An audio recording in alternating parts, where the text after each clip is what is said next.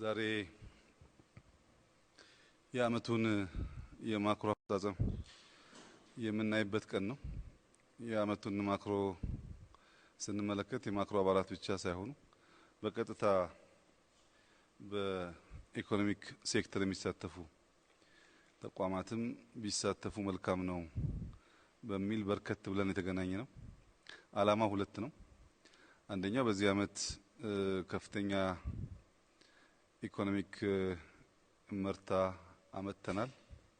ይህም በጋራ ሰለብሬት ማድረግ ስለሚያስፈልግ ነው።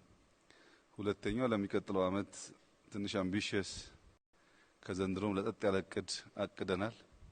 ይህን ለማሳካት ደግሞ በዘንድሮ ማክበርና የሚቀጥለው መዘጋጀት ስለሚፈልግ በጋራ እንድንዘጋጅ ነው። ከዚያ በተጨማሪ በማክሮ ባለፈው ያስቀመጥነው አቅጣጫ አለ። ዋናው የማክሮ ቲም እንደሆነ የአንዳንዶቹን ዘርፎች ቀጥታ ማክሮ በሪፖርት እንዲያይ በጋራ የለየናቸው ተቋማት አሉ።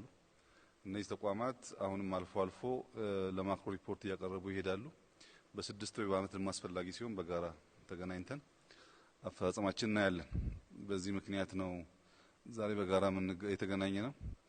መነጋገር የሚገቡን ጉዳዮች ካሉ ተነጋግረን የባለፈውን ድልና ውጤት በጋራ ሰለብሬት አድርገን ለሚቀጥለው ማለት 2015 በጣም ሰፋፊ ስራ ስለሚጠበቅብን ለሱ ደግሞ የጋራ ትልም ይዘን እንድንነሳ ነው።